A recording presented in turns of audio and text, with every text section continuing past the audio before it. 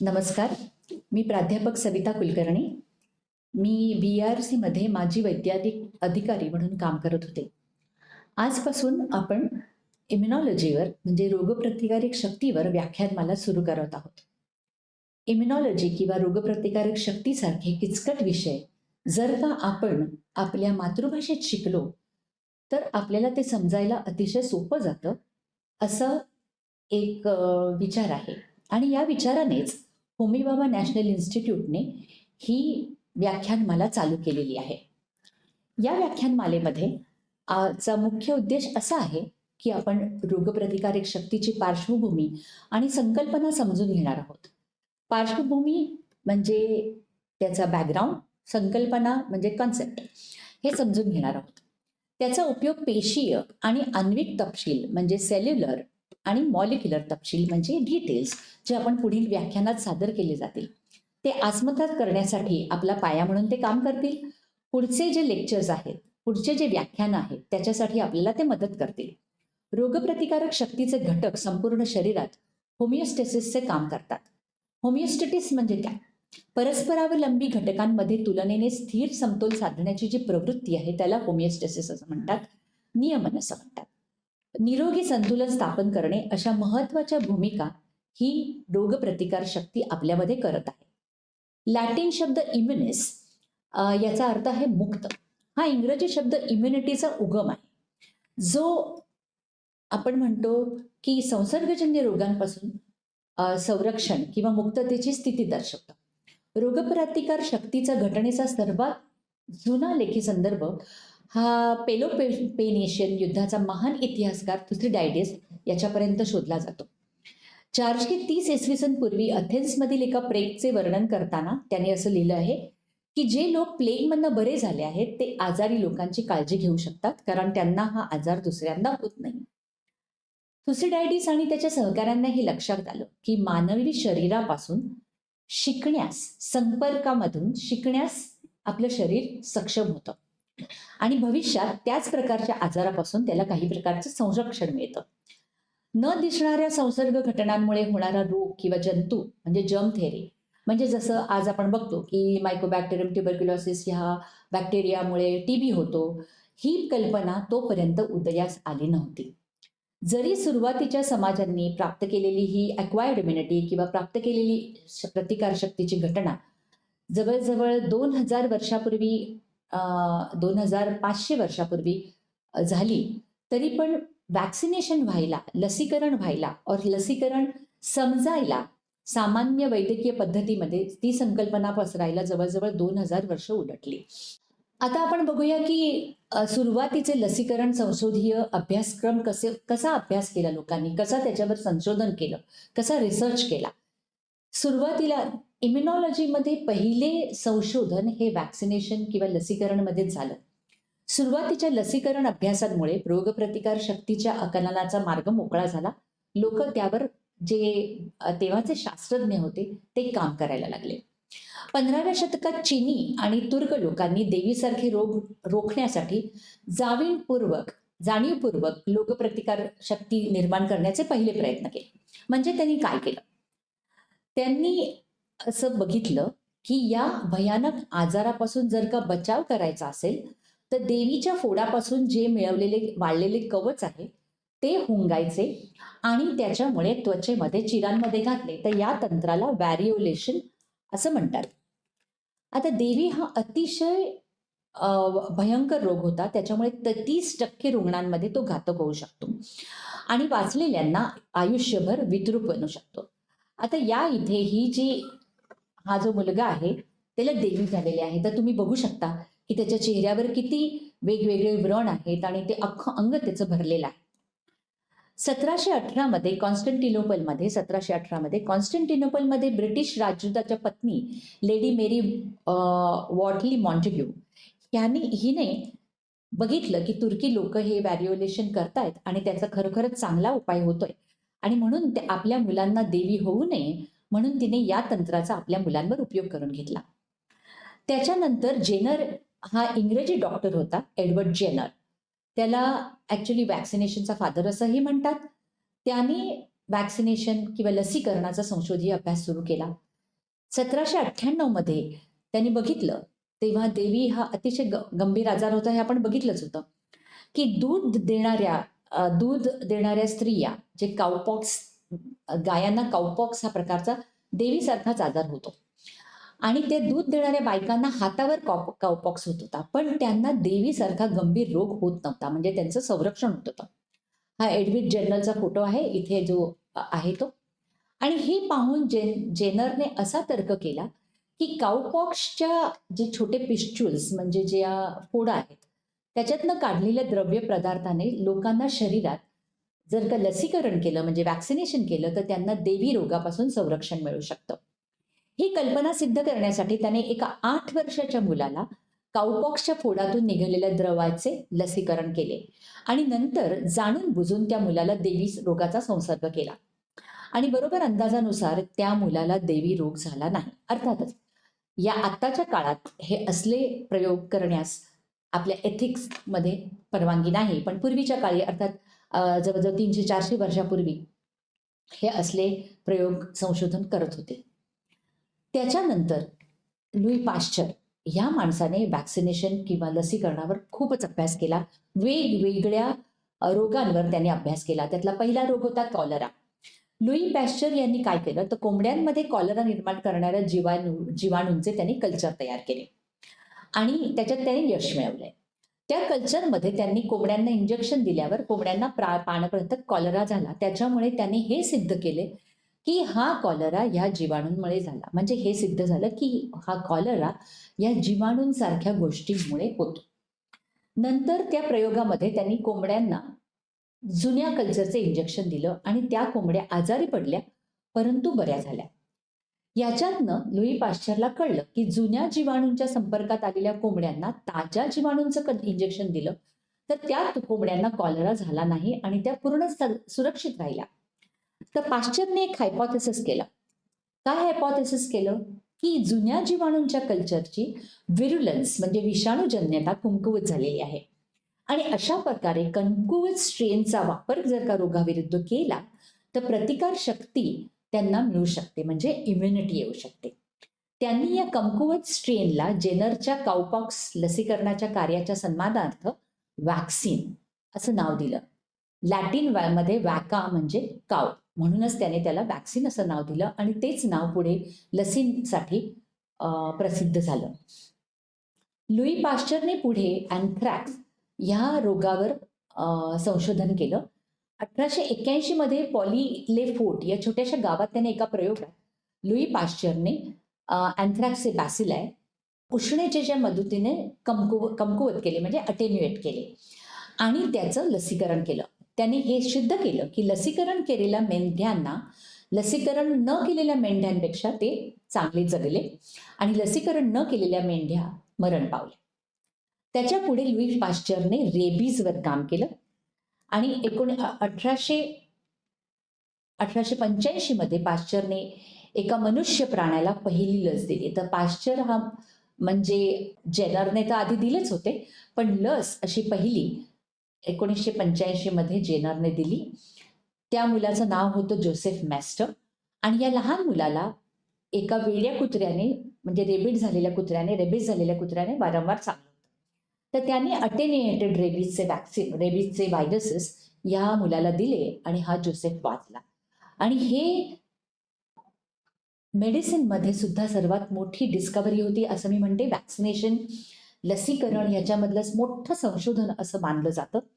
त्याच्यानंतर वैज्ञानिकांची रोगप्रतिकार शक्तिशास्त्रामध्ये खूप प्रगती सुरू झाली. 1883 मध्ये एक नोबेल प्राइज विजेती एली मॅकिन्चिफ यांनी दाखवून दिलं, की प्राण्यांच्या रोगप्रतिकारक शक्ती, हे चित्र मॅकिनकॉफचं आहे आणि त्यांनी दाखवून दिलं, की प्राण्यांच्या रोगप्रतिकारक शक्तीमध्ये पेशी खूप योगदान देतात. त्यांनी निरीक्षण केलं, की पांढऱ्या रक्तपेशी ज्या आहेत, पांढऱ्या रक्तपेशी म्हणजे व्हाईट ब्लड सेल्स, त्यांना फॅगोसाइट्स असं नाव दिलं. ते सूक्ष्म जीव आणि इतर परदेशी पदार्थांचं सेवन करतात, म्हणजे अक्षरशः त्यांना खातात. आणि हे फॅगोसाइटिक सेल्स किंवा पेशी लसीकरण केलेल्या प्राण्यांमध्ये अधिक सक्रिय होतात, म्हणजे ऍक्टिव्हेट होतात. हे लक्षात घेऊन मॅचेनकॉफ यांनी गृहीत धरलं, की सिरम घटकांऐवजी पेशीच रोगप्रतिकार शक्तीचे प्रमुख परिणामकारक आहेत. 1890 मध्ये, आता ही मी तुम्हाला सगळं इतिहास सांगते, जसा रोगप्रतिकार शक्तीच्या पूर्ण शास्त्रामध्ये काय काय प्रगती झाली त्याचा मी इतिहास सांगते. 1890 मध्ये एमिल बोहेरिंग यांनी आणि शिबासामुरो किटोसाटो यांनी प्रयोगाने रोगप्रतिकार शक्तीच्या यंत्रणेबद्दल पहिली अंतर्दृष्टी दिली.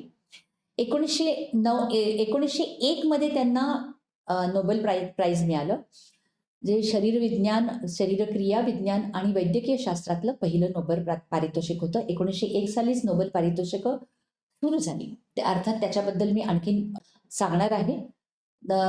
वॉन बेहरिंग आणि किटासोटो यांनी सिद्ध केलं की डिफ्थेरियाने पूर्वी लसीकरण केलेल्या प्राण्यांमध्ये सिरम जर का केलं, सिरम म्हणजे काय, ज्याच्यातनं आपण पेशी काढून टाकल्यानंतर जे द्रव्य उरतं रक्तामधनं त्याला सिरम म्हणतात.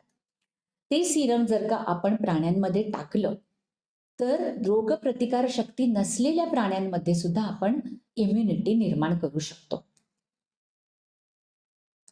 आता सस्तन प्राण्यांच्या रोगप्रतिकार प्रतिसादाबद्दल आपण महत्वाचे काय कन्सेप्ट आहेत ते फाइंड आउट करूया, ते आपण बघूया. रोग निर्माण करणाऱ्या जीवांना पॅथोजन्स असं म्हणतात, म्हणजे रोगजनक. आणि ज्या प्रतिक्रियेद्वारे हे यजमानांच्या किंवा होस्टच्या शरीरात आजार निर्माण करतात त्याला पॅथोजेनेसिस असं म्हणतात. सो पॅथोजेनेसिस म्हणजे जी प्रक्रिया आहे रोग निर्माण होण्याची त्याला पॅथोजेनेसिस असं म्हणतात. मानवी रोग जनकांमध्ये 4 प्रमुख श्रेणीमध्ये गटबंध केले जाऊ शकतात. एक पहिला म्हणजे व्हायरसेस, दुसरं म्हणजे बॅक्टेरिया किंवा जीवाणू, बुरशी म्हणजे फंजाय आणि परजीवी म्हणजे पॅरासाइट्स. तर याच्या पुढे आपण व्हायरसेस, बॅक्टेरिया, फंजाय आणि पॅरासाइट्स असेच संदर्भ घेऊ शकतो जे तुम्हाला कळतील. तर आता आपण वेगवेगळे उदाहरणं घेऊया पुष्कळशा व्हायरसेसची. तर पहिला व्हायरस पोलिओ व्हायरस, ज्याने पोलिओ होतो. Smallpox, variola virus. Immunodeficiency virus तर सगळ्यांना माहितीच असेल, HIV व्हायरस ज्याने एड्स होतो. मिझल व्हायरस ज्याने मिझल होतो. इन्फ्लुएन्झा व्हायरस ज्याने फ्लू होतो. कॉमन कोल्ड, रायनो व्हायरस आणि झिका व्हायरस आणि वेरियस, आणि आत्ताचा अर्थातच डेंग्यू व्हायरस आणि आपला कोविड व्हायरस. बॅक्टेरियामध्ये मायकोबॅक्टेरियम ट्युबरक्युलोसिस ज्याच्यामुळे TB होतो. वुफिंग कफ, बॉर्डिटेला पर्ट्युसिस अँड विब्रिओ कॉलरेमुळे कॉलरा होतो. असे वेगवेगळे बॅक्टेरियल डिझीज पण आहेत जे बॅक्टेरियामुळे होतात. फंजायमध्ये कॅन्डिडा अल्बिकन्स आहे, रिंगवर्म आहे, नंतर ॲस्परजिलोसिस आहे, आणि त्याचप्रमाणे पॅरासाइट्समध्ये अर्थातच सगळ्यात महत्त्वाचा आपल्या देशाच्या दृष्टीने मलेरिया, लिशमानिया, अॅमिबॅटिक एंटामिबा हिस्टोलायटिकामुळे अमिबायसिस होतो ते आहे, शिस्टोसोमियासिस आहे. हे सगळे डिझीज हे वेगवेगळे पॅथोजन्स आहेत आणि हे सगळे पॅथोजन्स वेगवेगळे डिझीज आपल्याला देतात. तर जेव्हा हे पॅथोजन्स आपल्या शरीरात येतात तेव्हा कसं बरं आपण ह्यांना सामना करतो, तर ते आहे नैसर्गिक अडथळे जे आहेत ते पॅथोजन्सना तोडणं आवश्यक आहे. आणि हे तोडण्यासाठी जोपर्यंत परदेशी जीव या भौतिक अडथळ्यांना सामना करत नाही तोपर्यंत रोगप्रतिकार शक्ती मार्ग सक्रिय होत नाही. तर या प्रमुख अडथळ्यांमध्ये त्वचा म्हणजे स्किन आणि स्पेशल त्वचा म्हणजे म्युकस मेम्ब्रेन्स हे महत्वाचे आहेत. आणि त्वचा म्हणजे आपली स्किन, नंतर पोटातील घटकांची, योनीची, घामाची आम्लता म्हणजे ऍसिडिक pH त्याचा, याच्यामुळे त्याच्यात अडथळा निर्माण होतो आणि त्याच्यामुळे हे सगळे पॅथोजन्स किंवा रोगजनक तिथे वाढू शकत नाहीत आणि आपल्याला रोग होत नाही किंवा डिझीज करू शकत नाही. शेवटी शरीराच्या पृष्ठभागांवर उपकला म्हणजे एपिथेलियल सेल्स जे असतात त्यांच्यानी पण काही वेगवेगळे अँटीमायक्रोबियल प्रथिनं म्हणजे प्रोटीन्स जे स्त्रवले जातात, सिक्रेट केले जातात, त्याच्यामुळे सुद्धा पॅथोजन्सना दूर ठेवण्यास मदत होते. आता आपण बघूया की हल्ल्याला अनुकूल अशी रोगप्रतिकार शक्ती म्हणजे इम्युन रिस्पॉन्स कधी तयार होते बरं, तर ती लगेचच तयार होते. वेगवेगळ्या आक्रमक पॅथोजन्सच्या हल्ल्यानंतर ही तोंड देण्यासाठी वेगवेगळी प्रतिकारशक्ती प्रभावीपणे योजली जाते आपल्या शरीरात. आणि याला सक्रिय करण्यासाठी हे रोगजनक निर्माण केलेले विशिष्ट आव्हान स्वीकारण्यासाठी आपली सिस्टीम ही इव्हॉल्व झालेली असते. आणि ज्या रोगजनकाचे स्ट्रक्चर म्हणजे पॅथोजन असतं त्याचं आणि पेशींच्या आत आणि बाहेर यांचं कुठे ते आपल्याला बांधणार ह्याची सगळी आधीपासूनच क्रिया तयार झालेली असते.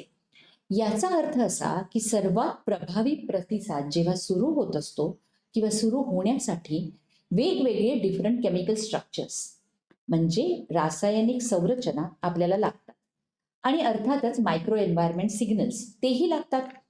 हे प्रतिकारशक्तीला मिळाले तरच पुढे आपली प्रतिकारशक्ती काम करू शकते.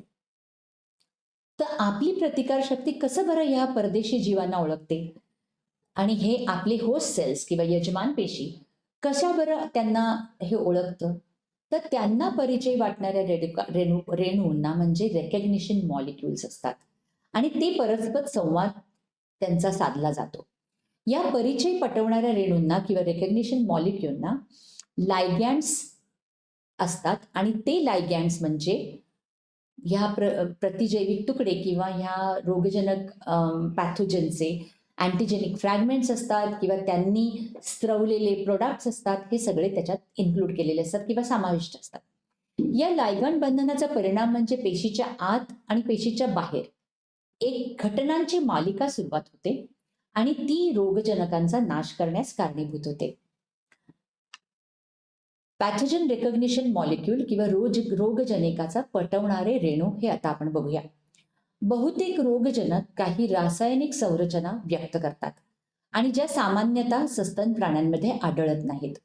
म्हणजे ह्या पॅथोजनमध्ये अशा प्रकारच्या केमिकल स्ट्रक्चर्स असतात, रासायनिक संरचना असतात जे सस्तन प्राण्यांमध्ये आढळत नाहीत. म्हणजे सस्तन प्राण्यांना ह्या रचना या फॉरेन वाटतात, म्हणजे आपल्या नाही वाटत, नॉन सेल्फ वाटतात. ह्या रचनांना रोगजनक संबंधित आण्विक आकृतिबंध म्हणजे पॅथन असोसिएटेड मॉलिक्युलर पॅटर्न्स किंवा पॅम्स असे म्हणतात आणि ह्याच्या पुढे आपण त्याचा उल्लेख पॅम्स असंच करणार आहोत. ही रचना म्हणजे हे पॅम्स जे आहेत, ही रचना त्या पर्टिक्युलर रोगजनकाचे त्या गटाचे वैशिष्ट्य दर्शवतात. याचा अर्थ काय? समजा आपण मायकोबॅक्टेरियम ट्युबरक्युलोसिसमुळे टीबी होतो, पण वेगवेगळे दुसरे मायकोबॅक्टेरिया पण जे आहेत जे वेगवेगळे डिझीज करू शकतात, पण त्यांच्या रचना सारख्या असल्यामुळे त्याचे पॅम्स पण सारखे असतात आणि बहुधा रोगप्रतिकारशक्ती हीच रचना म्हणजे हेच पॅम्स प्रथम ओळखते.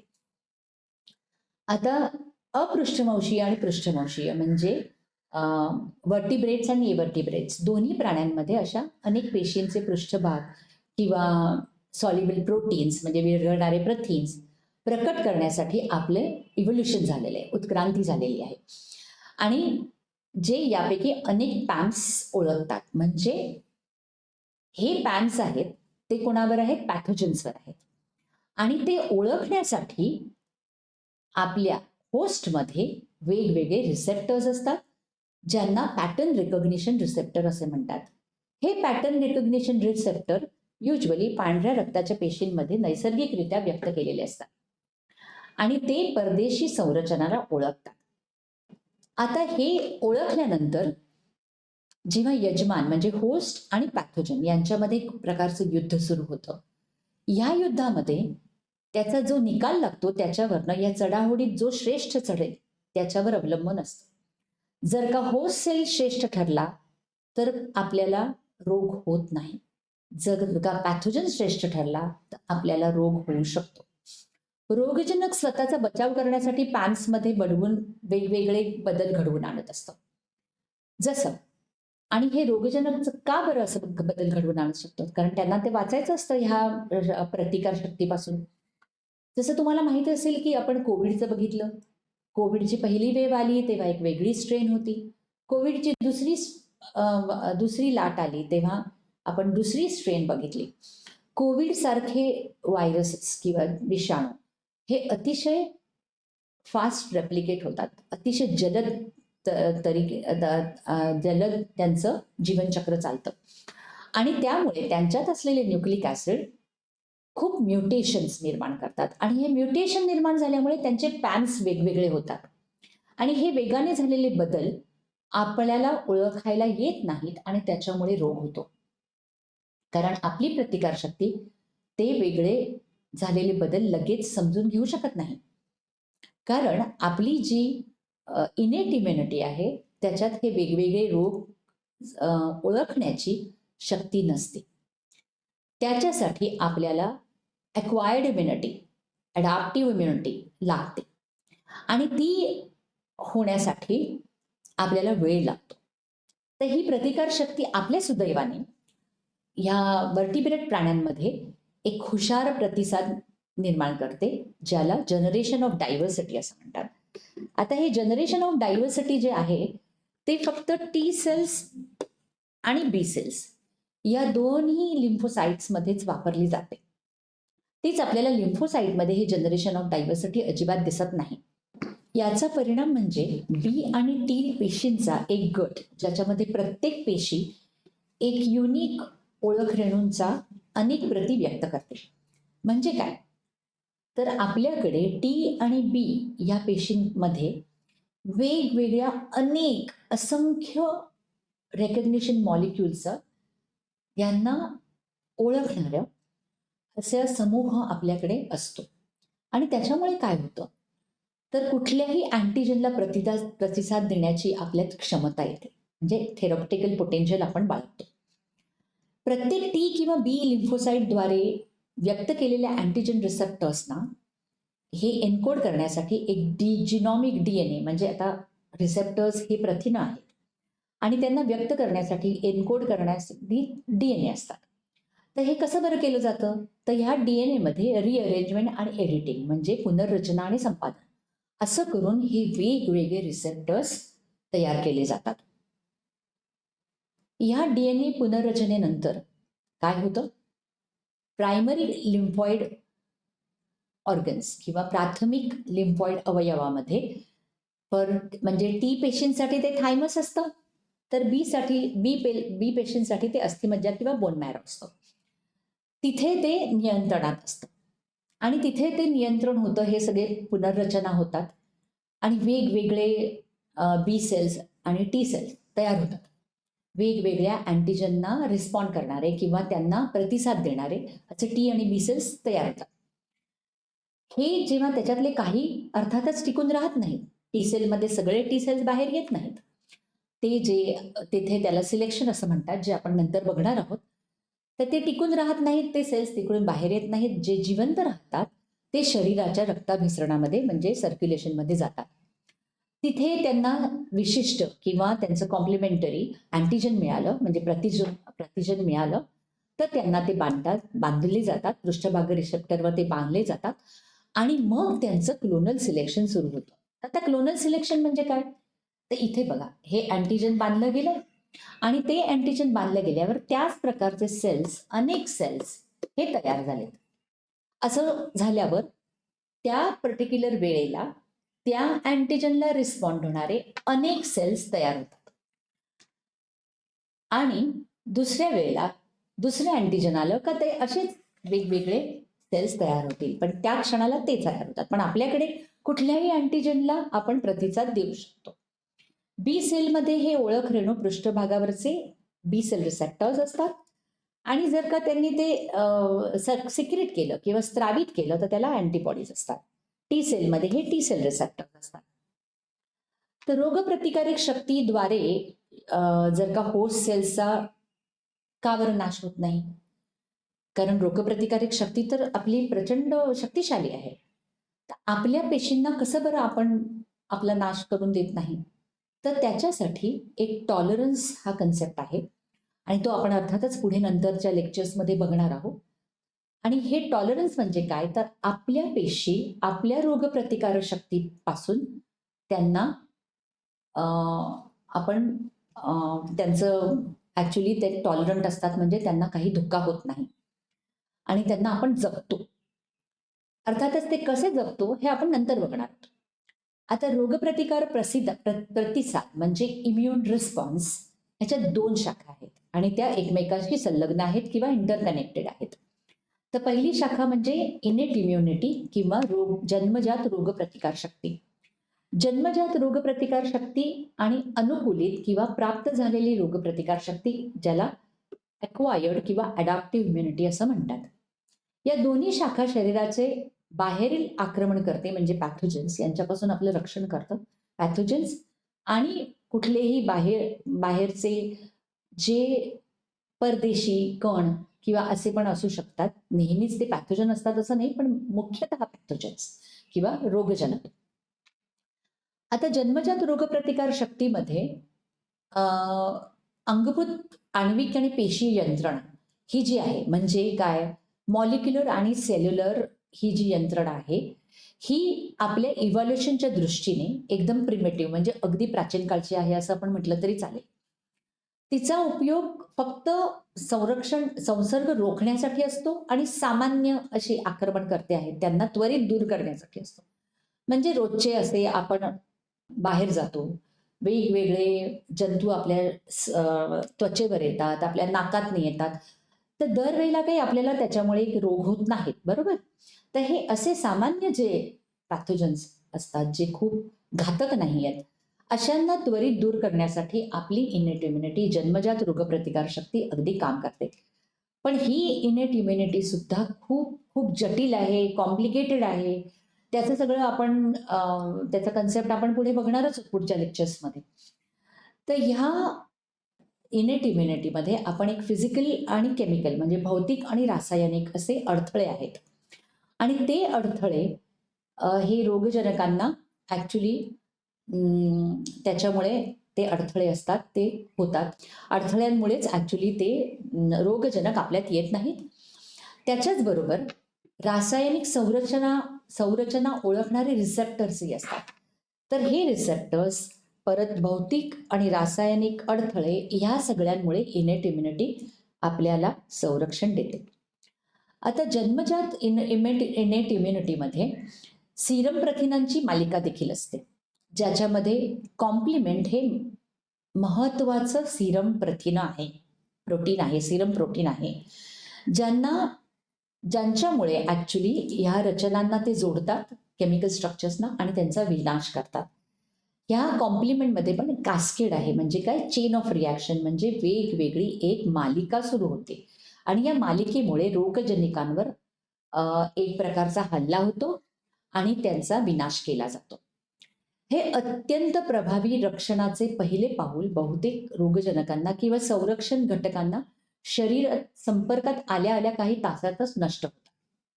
त्याच्या पुढे बघणार आहोत आपण अनुकूलित किंवा प्राप्त केलेली प्रतिकारशक्ती म्हणजे अक्वायर्ड किंवा अडॅप्टिव्ह इम्युनिटी. रोगप्रतिकार शक्तीचा हा दुसरा प्रकार आहे. तो सूक्ष्म आणि मॉलिक्युलर डिफरन्सेस म्हणजे आण्विक फरकांशी अधिक जुळवून घेतो. आणि ह्या प्रणालीचा भाग म्हणजे आपण मगाशीच बघितलं, टी आणि बी सेल्स किंवा टी आणि बी लिम्फोसाइट्सवर अवलंबून असतो. अर्थातच त्याला अस्तित्वात यायला थोडा वेळ लागतो आणि पण तो अँटीजेनचा स्पेसिफिक असतो. जसं इनेट इम्युनिटी ही अँटीजेनसाठी स्पेसिफिक नसते.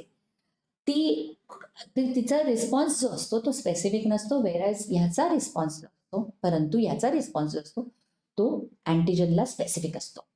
सामान्यतः सुरुवातीच्या संपर्कानंतर 5 ते 6 दिवसात रोगजनकांविरुद्ध अनुकूल रोगप्रतिक्रिया प्रकट होते आणि मग त्यानंतर हळूहळू संसर्ग कमी होतो. याचा अर्थ काय? याचा अर्थ असा, आपल्याला असं गृहीत धरा की आपल्याला एखाद्या अतिशय प्रभावशाली पॅथोजन रोगजनकाने आपल्या शरीरात तो आला आहे. आपली जन्मजात म्हणजे इनेट इम्युनिटीने पहिले प्रयत्न केलेले आहेत, पण ते काही त्याच्यातनं त्याच्यात त्यांचाच विजय झालेला आहे आणि मग पुढे अक्वायर्ड इम्युनिटीने परत त्यांना त्यांच्याबरोबर संघर्ष करायला सुरुवात केलेली आहे आणि हा संघर्ष होईपर्यंत 5 ते 6 दिवस जातात. म्हणूनच कुठल्याही आजारातनं स्वतःच्या प्रतिकारशक्तीवर बरं होण्यासाठी आपल्याला तितके दिवस द्यायला लागतात, कारण आपली प्रतिकारशक्ती तोपर्यंत ॲक्वायर्ड इम्युनिटी येईपर्यंत तितके दिवस जातात. आता ह्या प्रतिकारशक्तीची शाखा संसर्गनाच्या प्रतिसादात वेळ घेतं, विकसित होतं आणि मग ती मॉडिफाय होतं. बेसिकली विकसित होतं म्हणजे मॉडिफाय होते आणि ती स्वतःला ॲडजस्ट करू शकते. हेच याचं महत्त्व आहे. जसं रोग वाढतो तशी ही शक्तीसुद्धा आपलं ही प्रतिसाद शक्ती वाढत जाते. असं हे सगळं असल्यामुळे ती आपल्याला मदत करते आणि त्याच्यातनं आपण बरे होऊ शकतो. पण मग का बरं एवढी एवढी वेगवेगळी पॅथोजन्स आहेत, एवढी इन्फेक्शन होतात, एवढी रोगराई का बरं होते? तर ते अर्थातच हे सगळे रोगजनक असतात. ते आपल्यापेक्षा जास्त हुशार आहेत. त्यांची वेगवेगळी त्यांचे म्हणजे जे आपण पॅम्प्स म्हटलं ते करण्याची क्षमता जास्त आहे आणि त्याच्यामुळे ते आपल्या प्रतिकारशक्तीला एक प्रकारचं चॅलेंज देऊ शकतात. हं. आता ह्या शक्तीमध्ये या प्रतिकारशक्तीमध्ये म्हणजे अक्वायर्ड इम्युनिटीमध्ये पेशी, पेशी म्हणजे आपले सेल्स आणि रासायनिक सिग्नल ह्याचं एक अतिशय कॉम्प्लेक्स, जटिल असं परस्परांशी जोडलेली एक सिस्टीम तयार केलेली आहे. जसं ह्या पेशींमधनं काही काही सिग्नल्स जातात, रासायनिक सिग्नल जातात, जे दुसऱ्या सेल्सना ॲक्टिव्हेट करतात आणि अशा प्रकारे ही पूर्ण सिस्टीम मग एकत्र येऊन काम करते आणि त्या रोगावर मात करायला आपल्याला मदत करते. तर आता आपण हे इनेट इम्युनिटी आणि अक्वायर्ड इम्युनिटी ह्याच्यामधले काही फरक बघूया. प्रतिसाद देण्याची वेळ, रिस्पॉन्स टाईम हे मिनिटे ते तास असतं, तर हे काही दिवस असतं. स्पेसिफिसिटी अर्थातच मर्यादित आहे इनेटसाठी, तर अक्वायर्ड इम्युनिटीसाठी अर्थातच अतिशय स्पेसिफिक असतं, अत्यंत विविधता असते त्याच्यात आणि त्याप्रमाणे ते बदल करतात. जशाप्रमाणे प्रतिसाद येतो त्याप्रमाणे बदल होतो दरम्यान. नंतर वारंवार होणाऱ्या संसर्गाला कसा प्रतिसाद होतो. सपोज आत्ता एक आपल्याला इन्फेक्शन झालं आणि दुसऱ्या वेळी एक इन्फेक्शन झालं. जसं आता सर्दी झाली, इन्फ्लू झाला आपल्याला आणि दुसऱ्या वेळी झाला, तर कसं बरं आपण त्याला करतो? तर इनेट इम्युनिटी प्रत्येक वेळेला सेमच वागणार, म्हणजे तो तसाच रिस्पॉन्स देणार. ओके.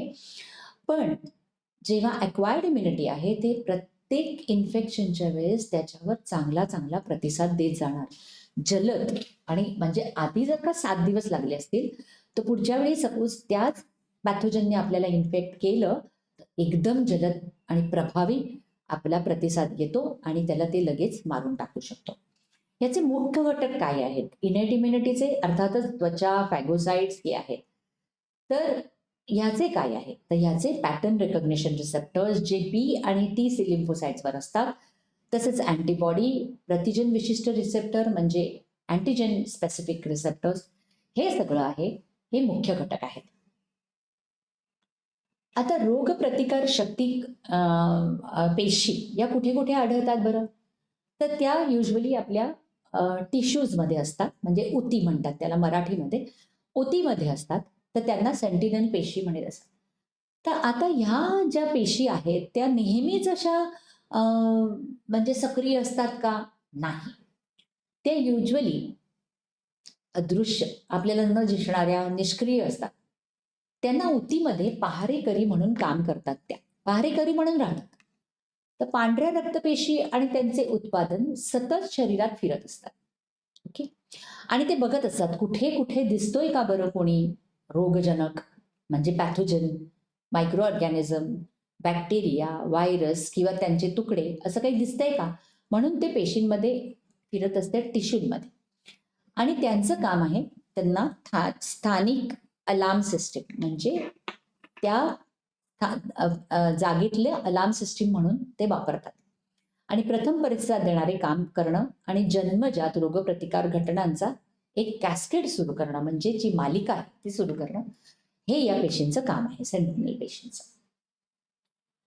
आता आणखीन कुठे आढळतात बरं? तर जन्मजात प्रतिकार शक्तीपासून, आता ही जन्मजात प्रतिकार शक्ती अनुकूल प्रतिकार शक्तीशी कशी बरं बांधली गेलेली आहे? तर त्याच्यासाठी हे अवस्थांतर होण्यासाठी ह्या रोगप्रतिकार शक्तीने लिम्फ नोड नावाचे वेगळे वेगळे विशेष अवयव विकसित केलेले आहेत. आपल्या शरीराने ह्या दोघांचं बांधणं किंवा त्यांच्यामधली जी साखळी आहे त्याच्यासाठी लिम्फ नोड नावाचे ऑर्गन्स किंवा अवयव विकसित झालेले. कसे बरं? जन्मजात आणि अनुकूल प्रतिकार शक्तीमध्ये सहभागी झालेल्या पेशींना एकत्र काम करण्यासाठी आणि कोऑर्डिनेट करण्यासाठी हे असणं आवश्यक आहे. मग काय होतं बरं? पेशी ते पेशी कम्युनिकेशन. आणि काय होतं? सामान्यतः हे कसं होतं? तर ते स्त्रावित सायटोकाइन्सने होतं. म्हणजे काय? जेव्हा सायटोकाइन्स सिक्रीट होतात, सिक्रीट म्हणजे स्त्रवतात, पुष्कळशा पेशी सायटोकाइन्स देतात आणि ह्या सायटोकाइन्समुळे त्यांना मेसेंजर प्रोटीन्स असतात आणि त्याच्यामुळे त्या सेल्सना एक प्रकारचा सिग्नल मिळतो की आपल्याला इथे जायचं आहे. तर हे जे प्रतिकारक पेशी आहेत, ज्या जन्मजात प्रतिकारशक्ती म्हणजे इनेट इम्युनिटी पासून आलेल्या आहेत, त्या लिम्फ नोडमध्ये जाऊन अनुकूल प्रतिकारशक्तीच्या सेल्सना स्टिम्युलेट करतात, ऍक्टिव्हेट करतात, सक्रिय करतात. आणि ते आता आपण बघूया काय होतं ते. तर ह्याच्यामध्ये आपण प्रमुख घटना बघणार आहोत की इम्युन रिस्पॉन्स म्हणजे रोगप्रतिकार प्रतिसादाच्या मुख्य घटना कोणत्या आहेत. तर त्याची आपण पायरी 1 बघणार आहोत. या पहिल्या पायरीत काय होतं? पहिल्या पायरीत आता आपण मगाशीच बघितलं आहे की बॅक्टेरिया नाकातनं जाणार असेल तर स्पेशल म्युकस मेम्ब्रेन मधून जातील किंवा त्वचेतनं जाणार असेल तर त्या आपल्या स्किनमधनं जातील. पण तो अडथळा ते तोडतात आणि मग ते तोडल्यानंतर काय होतं? तिथले जे त्या टिश्यूमधले जे फॅगोसाइट्स असतात त्यांच्याद्वारे ते गिळंकृत केले जातात. ते लिटरली त्यांना खातात. आता पायरी 2 मध्ये काय होतं? पायरी 2 मध्ये हे जन्मजात रोगप्रतिकारक प्रतिसादाचा भाग म्हणून हे फॅगोसायटिक पेशी सायटोकाइन्स आणि किमोकाइन्स सोडतात आणि त्याच्यामुळे इतर रक्तपेशींना ते आकर्षित करून घेतात, ज्याला किमोटॅक्सिस असंही म्हणतात, आणि मग इन्फ्लमेशन सुरू होतं. तिसऱ्या पायरीमध्ये ज्या फॅगोसायटिक पेशीने रोगजनक किंवा संसर्गजनक एजंट गिळंकृत केलेले असतात, तिथून ते लिम्फ नोड, आता आपण मगाशीच बघितलं लिम्फ नोडमध्ये जातात, ते लिम्फ नोडमधून लिम्फॅटिक वाहिनीमधनं जातात. तिथे गेल्यानंतर अस्थिमज्जा आणि थायमस म्हणजे बोन मॅरो आणि थायमस याच्यामध्ये जे विकसित झालेले, प्रोड्यूस झालेले आणि मॅच्युअर झालेले जे टी आणि बी लिम्फोसाइट्स आहेत, या दुय्यम लिम्फोसाइटमध्ये तेही प्रवेश करतात. आता 5व्या पायरीमध्ये या लिम्फ नोडमध्ये हे रिसेप्टर्स असतात जे रोगजनकांसाठी आलेले आहेत. ते त्या लिम्फ नोड्स हे निवडतात. म्हणजे कुठले? रोगजनकासाठी विशिष्ट रिसेप्टर असलेले लिम्फोसाइट निवडले जातात, वाढतात आणि मग टी आणि बी सेल्स हे इफेक्टर पेशी असे तयार होतात, कारण ते ऍक्टिव्हेट होतात. टी आणि बी सेल सक्रिय होतात, त्यांना इफेक्टर पेशी असे म्हणतात. आता पायरी 6 मध्ये काय होतं? यापैकी अनेक पेशी दुय्यम लिम्फॉइड रचनेतून बाहेर पडतात आणि शरीरातल्या रक्ताभिसरणात सामील होतात, म्हणजे सर्क्युलेशनमध्ये सामील होतात. या इफेक्टर पेशी आणि मॉलिक्युल्स जे काही सिक्रेटेड गोष्टी आहेत त्या रक्तवाहिन्यातून ज्या ठिकाणी पहिली प्रतिक्रिया झाली होती, म्हणजे जन्मजात इनेट इम्युनिटी, जिथे ऍक्च्युली इन्फ्लमेशन झालं आहे, अशा ठिकाणी ते जातात, बाहेर पडतात आणि तिकडे जे आहे त्याच्यावर हल्ला करून त्याचा नाश करतात. टी सेल्स आणि अँटीबॉडीज हे रोगजनकांवर हल्ला करून त्यांचा नाश करू शकतात. आणि महत्वाची गोष्ट म्हणजे ह्या अनुकूली प्रतिसादामध्ये सगळ्यात महत्वाची गोष्ट म्हणजे टी आणि बी सेलची मेमरी मागे राहते. आता या मेमरीमुळे काय होतं? रोगप्रतिकार प्रतिसादाचा एक महत्वाचा आणि अतिशय युनिक अद्वितीय गुणधर्म म्हणजे रोगप्रतिकारक स्मृती किंवा इम्युनॉलॉजिकल मेमरी. ही मेमरी असल्यामुळेच एकदा आपल्याला एक इन्फेक्शन झालं तर दुसऱ्या वेळी ते इन्फेक्शन होताना आपल्याला अतिशय चांगला प्रभावी प्रतिसाद मिळतो, त्याला सेकंडरी रिस्पॉन्स म्हणतात. तर हे पहिलं जेव्हा आपल्याला परदेशी प्रतिजन किंवा फॉरेन अँटीजन जेव्हा पहिल्यांदा संपर्कात येतं, तेव्हा जे अक्वायर्ड इम्युनिटी रिस्पॉन्स देते त्याला प्रायमरी रिस्पॉन्स म्हणतात. आणि त्याच्यामध्ये आपल्याला त्या प्रमुख लिम्फोसाईट क्लोनची, मी म्हटलं ना क्लोनल सिलेक्शन होतं, क्लोनची निवड केली जाते आणि मग संसर्गाचं निराकरण होतं. म्हणजे संसर्ग निघून जातो, रोग निघून जातो. पण हेच प्रतिजन म्हणजे अँटीजन किंवा तो जंतू परत जर का आला, तर जो प्रतिसाद येतो त्याला सेकंडरी रिस्पॉन्स म्हणतात. आणि ह्या दरम्यान खूप सर्वात कार्यक्षम टी आणि बी सेल्स असतात, ते मेमरी सेल्स जे असतात ते पुन्हा लढण्यासाठी सूचना दिली जाते. म्हणजे या रिस्पॉन्समध्ये याला प्रायमरी रिस्पॉन्स म्हणतात, ज्याच्यात आपले अक्वायर्ड इम्युनिटीचे जे सेल्स आहेत ते रिस्पॉन्स देतात, ॲक्टिवेट होतात. पण या एरियामध्ये आपल्याला मेमरी सेल्स राहतात शरीरामध्ये आणि दुसऱ्यांदा जेव्हा परत आपल्याला तेच अँटीजन किंवा तेच जंतू आपल्या शरीरात आले, तर त्यावेळेला हा प्रतिसाद अतिशय फास्ट आणि जलद आणि प्रभावी असतो, अतिशय प्रभावी असतो. हेच हे प्रायमरी आणि सेकंडरी रिस्पॉन्स दाखवून देतं. आता आपण म्हणतो की हो, आपली ही प्रतिकारशक्ती आहे, पण त्याचे वेगवेगळे कधी-कधी त्याच्यावर पुष्कळ वेळा ते कार्य करत नाही, अकार्यक्षम, डिस्फंक्शनल किंवा अयोग्य असा प्रतिसाद मिळू शकतो. आणि ह्यामुळे वेगवेगळे डिसऑर्डर्स आपल्याला माहिती आहेत. इम्युनॉलॉजिकल डिसऑर्डर्स आहेत हे. अर्थातच इम्युन सिस्टीममधले डिसऑर्डर असल्यामुळे ते इम्युनॉलॉजिकल डिसऑर्डर्स आहेत किंवा रोगप्रतिकारक शक्तीचे वेगवेगळे डिसऑर्डर्स आहेत. तर रोगप्रतिकारक शक्तीच्या अपयशाची बहुतेक कारणं वेगवेगळ्या श्रेणीत आपण बघू शकतो. एक म्हणजे हायपर सेन्सिटिव्हिटी किंवा अति संवेदनशीलता आणि घातक नसलेल्या परंतु परदेशी प्रतिजनांवर अतिजोरात हल्ला झाल्यामुळे ही हायपर सेन्सिटिव्हिटी, तर आपण थोडंसं बघणार आहोत त्याच्याबद्दल नंतर. स्वयंप्रतिकार रोग म्हणजे काय? ऑटो इम्युन डिझीज म्हणजे काय? रोगप्रतिकारक शक्ती, ऑटो इम्युन डिझीजमध्ये रोगप्रतिकारक शक्ती आपल्याच प्रोटीन्सवर किंवा टिश्यूंवर हल्ला करतात, चुकीचा हल्ला करतात. तिसरं आहे रोगप्रतिकारक कमतरता म्हणजे इम्युन डेफिशियन्सी. आता इम्युन डेफिशियन्सीमध्ये काय असतं? संसर्गजन्य घटकांपासून संरक्षण करण्यासाठी रोगप्रतिकार प्रसिद्धाचे त्याच्यात म्हणजे काही जणांमध्ये ती डेफिशियन्सी असते, अर्थात त्याची कारणं वेगवेगळी असतात. आणि शेवटी म्हणजे इम्युन इम्बॅलन्स म्हणजे काय? रोगप्रतिकारक असंतुलन. आता ही रोगप्रतिकारक प्रणाली बिघाड होणे, त्याच्यामुळे इन्फ्लमेशन वाढतं, रोगप्रतिकारक पेशींची विसंगत क्रिया होते आणि हेही आपण बघणार आहोत. तर आता आपण बघूया हायपर सेन्सिटिव्हिटी किंवा अतिसंवेदनशीलता. ॲलर्जी आणि दमा ही अतिसंवेदनशीलता प्रतिक्रियांची उदाहरणे आहेत. हे परागकण, अन्न किंवा प्राण्यांचा कोंडा यांसारख्या सामान्य आणि अतिशय निरुपद्रवी पर्यावरणीय प्रतिजनांना इनअप्रोप्रिएट म्हणजे आणि अतिसक्रिय म्हणजे अतिशय ॲक्टिवेटेड प्रतिसाद देतं आणि त्याला हायपर सेन्सिटिव्हिटी असं म्हणतात, कारण जास्त प्रतिसाद होतो. या पदार्थांमुळे संरक्षण होण्याऐवजी आपली अतिसंवेदनशीलता वाढते. 1902च्या सुमारास चार्ल्स रिचेट यांनी ही ओळखली आणि त्यांनी आणि त्यांचा सहकारी होता पॉल पॉटियर.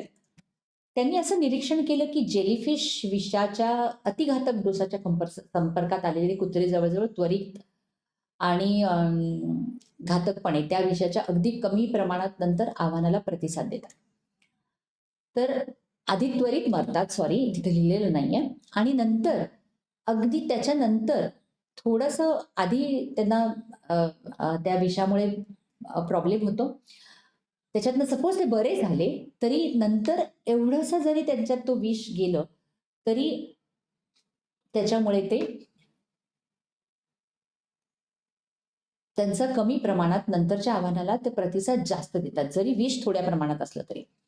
तर त्याच्यावरनं त्यांनी असा निष्कर्ष काढला की यशस्वीपणे लसीकरण सामान्यतः त्याला फायलेसिस म्हणतात. म्हणजे फायलेक्सिस म्हणजे संरक्षण. म्हणून हे अति झालेलं म्हणजे अ, अतिसंवेदनशीलता म्हणून अनाफायलॅक्सिस असं त्याला नाव दिलेलं आहे. Anti protection. आणि ह्या अनाफायलॅक्सिससाठीच त्यांना रिचर्ड यांना 1913 मध्ये नोबेल पारितोषिक मिळालं होतं. आणि ही प्राणघातक असते. अतिप्रतिक्रिया खूपच प्राणघातक असते. अनाफायलॅक्सिस रिॲक्शन पण खूप प्राणघातक असते.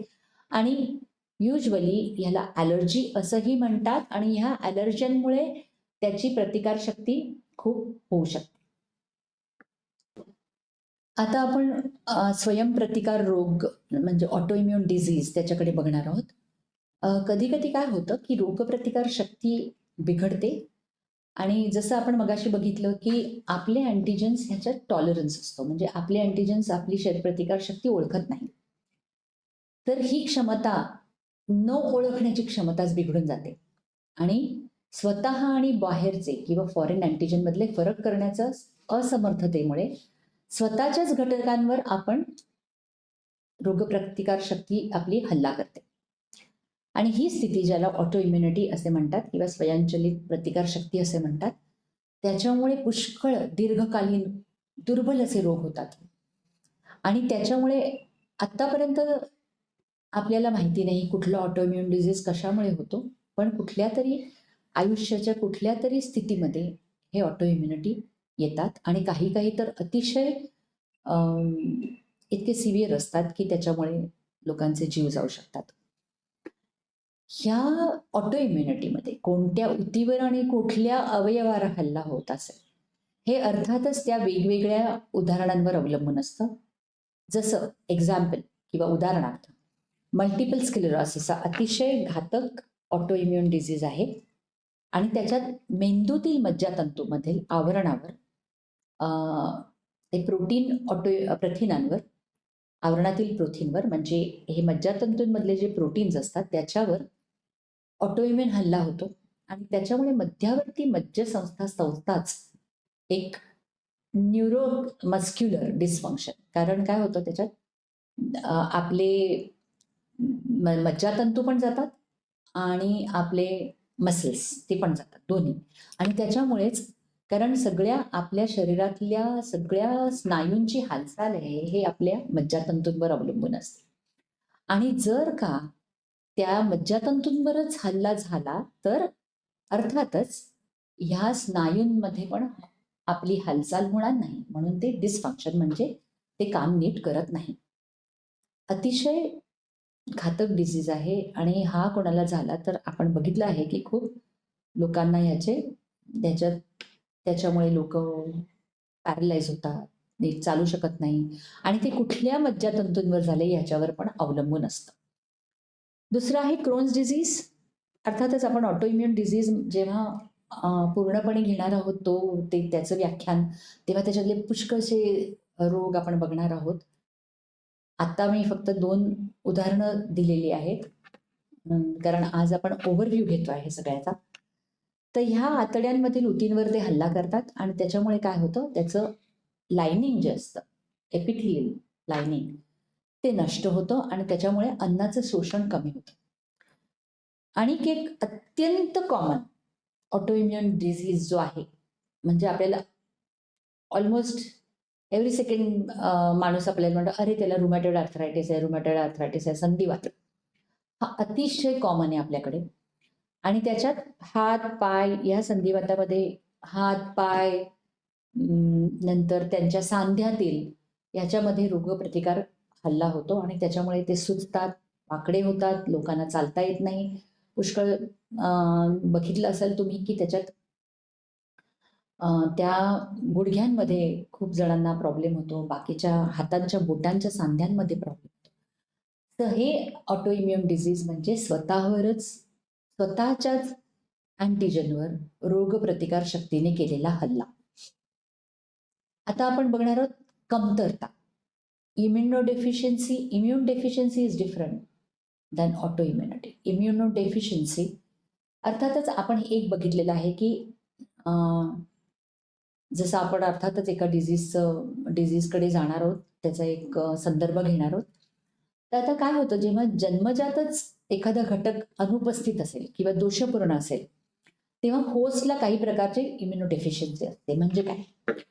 तर एखाद्याला त्याच्या बी सेलमधल्या कुठल्यातरी एका गोष्टींना काहीतरी प्रॉब्लेम झाला किंवा काही काही सिक्रेटरी मॉलिक्युल्स जे अतिशय महत्त्वाचे असतात आपल्या रोगप्रतिकार शक्तीच्या वेगवेगळ्या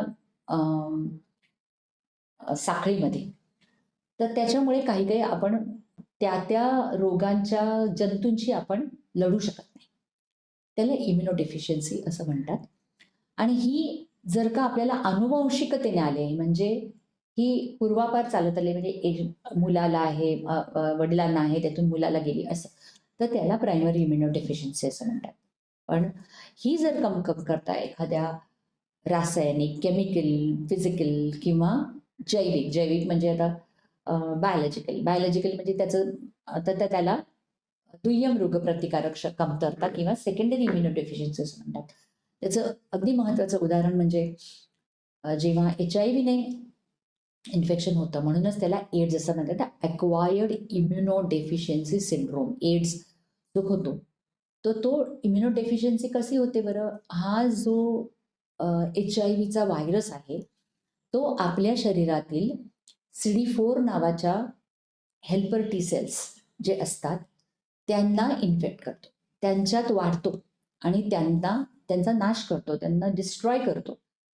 आणि हे सेल्स अतिशय महत्त्वाचे असतात. आपल्या कुठल्याही शरीरातल्या टी सेल्स महत्त्वाचे असणारच आणि त्याच्यात हेल्पर, नावच बघा हेल्पर टी सेल्स, अतिशय महत्त्वाचे असतात. आणि ते हेल्पर टी सेल्स पूर्णपणे नसल्यामुळे ह्या लोकांना कुठल्याही प्रकारचा रोग पटकन होऊ शकतो आणि म्हणून त्यांना अक्वायर्ड इम्युनोडेफिशियन्सी सिंड्रोम असं म्हणतात. अर्थात HIV पॉझिटिव्ह सगळेच लोक एड्समध्ये जात नाहीत, कारण त्याचं CD4चं प्रमाण ज्याप्रमाणे असतं त्याप्रमाणे ते ठरवलं जातं. ज्या पेशंट्समध्ये, रुग्णांमध्ये अतिशय कमी CD4चं प्रमाण होतं, त्याच लोकांना फुल ब्लोन एड्स म्हणजे अक्वायर्ड इम्युनोडेफिशियन्सी सिंड्रोम होतो. नाहीतर बाकीचे रेग्युलर HIVचे पेशंट्स ट्रीटमेंटमुळे बरे होऊ शकतात. आता आपण येणार आहोत असंतुलनावर, इम्युन इम्बॅलन्स. आणि हे अतिशय महत्त्वाचं आहे आजकालच्या काळात, कारण बघितलं गेलं आहे की अनेक असंसर्गजन्य रोग, म्हणजे जिथे कुठेही रोगाचा काहीही संबंध नाही, तरी पण एक इन्फ्लमेशन असल्यामुळे वेगवेगळे allergic reaction, auto immune reaction किंवा यामुळे इन्फ्लमेशनमुळे वेगवेगळे रोग होऊ शकतात. सगळ्यात महत्त्वाचा म्हणजे हृदयाचा रोग, रक्तवाहिन्यांसंबंधीचा रोग, इन्सुलिन रेझिस्टंट किंवा प्रतिरोधकता, जाडेपणा, अशा या दीर्घकालीन वैद्यकीय परिस्थिती ज्या आहेत त्या सगळ्या या इम्युन इम्बॅलन्समुळे झालेल्या आहेत. ऑटिझम, नैराश्य, बायपोलर डिसऑर्डर याच्यासारखे न्यूरोलॉजिकल किंवा बिहेवियरल डिझीजेस किंवा वर्तणुकीय आजारी तुम्ही म्हणू शकता, विकार, हे सगळे ह्या इम्युन इम्बॅलन्समुळे झालेले आहेत. आणि हे निरोगी प्रतिकारांना एक नाजूक संतुलन असतं आणि हे संतुलन या इन्फ्लमेशनमुळे बिघडलं जातं. आणि अर्थातच हे कशामुळे होतं? तर त्याच्या सगळ्यात मोठा उमेदवार म्हणजे मायक्रोबायोम. आता हा मायक्रोबायोम म्हणजे काय? तर आपल्याकडे एक मायक्रोबायोटा आहे आपल्या शरीरामध्ये, आपल्या पोटामध्ये, जठरामध्ये, आय मीन स्टमकमध्ये. आणि त्याच्यात वेगवेगळे ऑर्गॅनिझम्स आहेत जे हॅपीली राहतात, सिम्बायोसिस असतं. आणि त्याच्यामुळे आपल्याला सगळं होमिओस्टॅसिस राहिलेलं असतं, म्हणजे संतुलन असतं, हे होमिओस्टॅसिस असतं. आणि त्याच्यामध्ये वेगवेगळे इम्युन फंक्शन्स त्यामुळे चांगले होतात, आपले मेटाबॉलिक रेग्युलेशन असतं आणि न्यूरोलॉजिकल बट होमिओस्टॅसिस असतं. जर का हे सिम्बायोसिस बिघडलं, त्याला म्हणतात डिसबायोसिस. हे जर का संतुलन बिघडलं तर काय होतं? गट बॅरियर पर्मनिटी अफेक्ट होते, आपल्याला गट ब्रेन इम्युन डिसरेग्युलेशन होतं आणि त्याच्यामुळे मेटाबॉलिक डिस्ट्रप्शन होतं, ज्याच्यामुळे डायबिटीस, टाईप 2 डायबिटीस सारखे रोग होतात आणि क्रोनिक इन्फ्लेमेशन ज्याला IBD असं म्हणतात ते होतं आणि न्यूरोलॉजिकल इम्पॅक्ट्स पण होऊ शकतात, मूड डिसऑर्डर्स पण होऊ शकतात. अर्थातच ह्या गोष्टी डिसबायसिसमुळे होणाऱ्या गोष्टी अजून तरी संशोधनात्मक असं आहेत, पण तरी त्याची ते सगळ्याला जोडले गेलेले आहेत आणि ते खरंच विचार करण्यासारखे आहेत. आता जवळ-जवळ सगळे वेगवेगळ्या शाखा आपण इम्युनॉलॉजीच्या आपण बघितल्या आहेत. त्याचा आपण आढावा घेतलेला आहे या लेक्चरमध्ये आणि पुढच्या लेक्चरपासून आपण वेगवेगळे एक त्याच्यातले टॉपिक घेऊन त्याच्यावर आपण सखोल अभ्यास करणार आहोत आणि त्याच्यात आणखीन खोलात जाणार आहोत आणि बघणार आहोत की खरंच कसे हे सेल्स आहेत, या पेशी कशा आहेत, हे कसे वागतात, टी सेल्स कसे वागतात, त्यांना सक्रिय कसे केलं जातं, ॲक्टिव्हेशन कसं केलं जातं, या ऑटो इम्युनिटी, हायपर सेन्सिटिव्हिटी ह्या रिॲक्शन कशा होतात, अँटीबॉडीज कसे प्रोड्यूस होतात, कसे जातात, हे अँटीजन असतात, ते कसे लिम्फ नोडमध्ये जाऊन कसे ॲक्वायर्ड इम्युनिटीला ॲक्टिवेट करतात, ह्या सगळ्या गोष्टी आहेत. त्या आपण पुढच्या अनेक लेक्चरमध्ये बघणार आहोत. आता आपण बघूया की रोगप्रतिकार शक्तिशास्त्र याच्यामध्ये कशी प्रगती झाली आहे 1901 पासून ते आत्तापर्यंत. 1901 म्हणजे नोबेल पारितोषिक कोणाला भेटले? आता अल्फ्रेड नोबेल हा माणूस जो होता त्याने त्याच्या विलमध्ये असं लिहिलं होतं की तो भयंकर श्रीमंत होता आणि त्याने त्याच्या विलमध्ये असं लिहिलं होतं की त्याची जी मालमत्ता आहे त्याच्यातून physics, chemistry, biology, physics, chemistry, नंतर फिजिओलॉजी अँड मेडिसिन ह्याच्यामध्ये एक आणि इकॉनॉमिक्स आणि पीस असे वेगवेगळी पारितोषिकं दिली जावी दरवर्षी त्या मालमत्तेच्या जे काही असेल त्याच्यातनं. आणि म्हणून 1901 मध्ये पहिलं नोबेल पारितोषिक दिलं गेलं आणि ते फिजिओलॉजी अँड मेडिसिनची जी पारितोषिकं आहेत आणि त्याच्यात इम्युनॉलॉजिकल गोष्टींना म्हणजे रोगप्रतिकारक शास्त्राच्या मधल्या कशाला मिळालेली पारितोषिकं आहेत ते मी इथे लिहिलेलं आहे. 1901 मध्ये बेअरिंग आपण मगाशीच बघितलं सिरम अँटीटॉक्सिन्स. रॉबर्ट कोच याने तर क्षय बॅसिला शोधून काढला आणि त्याची सेल मिडिएटेड इम्युनिटी किंवा रोगप्रतिकारक शक्ती, सेल्युलर रोगप्रतिकारक शक्ती त्यांनी जगाला दाखवून दिली. त्याच्याबद्दल त्याला मिळालं. आपण मॅचनिकॉफचं मगाशी बघितलं एल्ड्रिज अँड मॅचनिकॉफ जिथे त्याने फॅगोसाइट्स किंवा फायगोसायटॉसिस ही प्रक्रिया शोधून काढली आणि अँटीटॉक्सिन मध्ये अल्ड्रिचने भूमिका घेतली. 1913 मध्ये चार्ल्स रिचेट फ्रान्स चा होता तो, त्याने अॅनाफिलॅक्सिस आपण मगाशीच बघितलं. तर जुल्स बोईटने बेल्जियम मधला होता, त्याने पूरक मध्यस्थ बॅक्टेरियोलायसिस त्याने बघितले. मानवी रक्तगटाचा शोध अतिशय महत्वाचा किंवा ज्याच्यामुळे आता आपण ब्लड ट्रान्सफ्युजन करतोय त्याच्यामुळे तो शोध 1930 साली कार्ल्स लँड्सलायनरने केला. येलो फिवरचा लसीचा शोध थेलरने केला. 1951ला त्याला मिळालं. देन बोल्वेटला अँटीहिस्टमिन्सवर मिळालं. तर 1960 साली बर्नेट आणि मेडावर यांना इम्युनॉलॉजिकल टॉलरन्स जे मगाशी मी म्हटलं टॉलरन्समुळे आपल्या पेशींवर हल्ला होत नाही त्याचा त्यांनी शोध केला. पोर्टर आणि एडेलमन यांनी अँटीबॉडीजची रासायनिक रचना ज्या आहेत त्या शोधून काढली.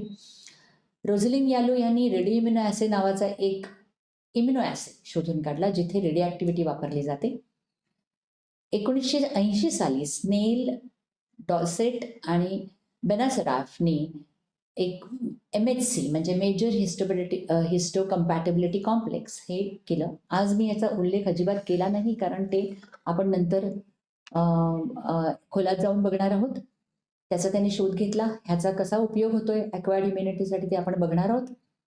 तसंच सीझर मिल्स्टाईन आणि कोहलर यांनी इम्युन नियामक सिद्धांत केला. जर्न सीझर मिल्स्टाईन आणि यांनी केला आणि मोनोक्लोनल अँटीबॉडी मिल्स्टाईन आणि कोहलरने काढली आणि इम्युन नियामक सिद्धांत म्हणजे जर्नने केला.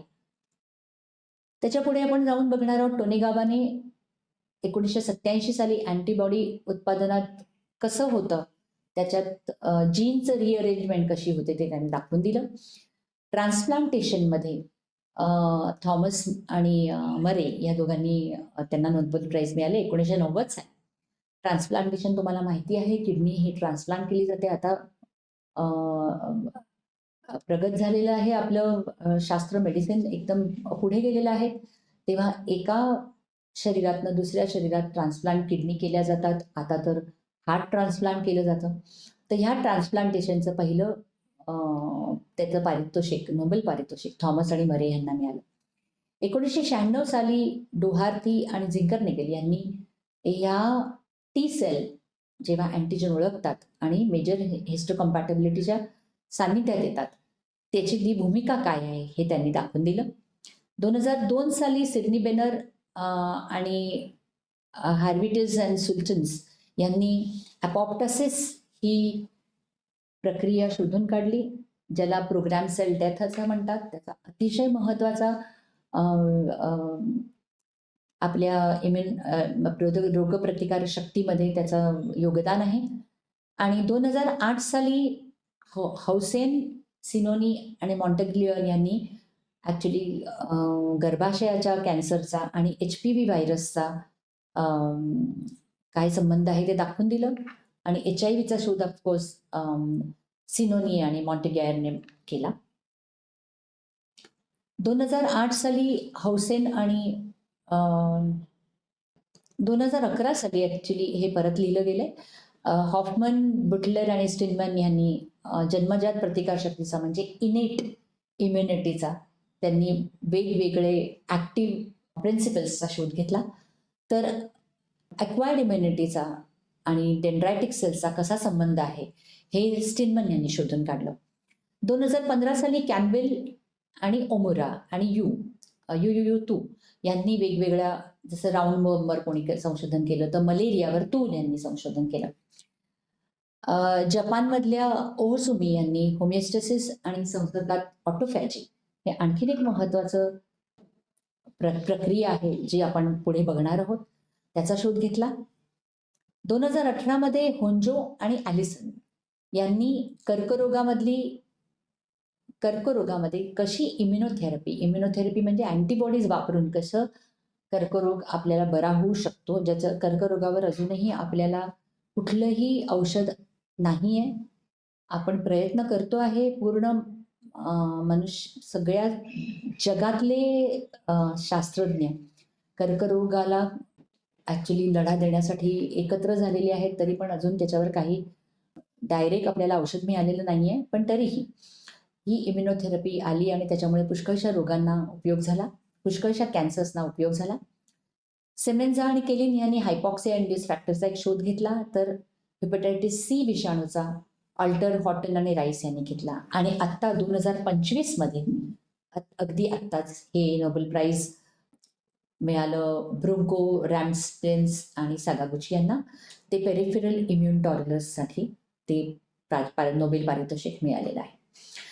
तर आज आपण इथेच थांबणार आहोत आणि याच्या पुढच्या व्याख्यानांपासून आपण वेगवेगळ्या रोगप्रतिकार शक्तीमधले वेगवेगळे टॉपिक्स आपण एक घेणार आहोत आणि त्याचा सखोल अभ्यास करणार आहोत.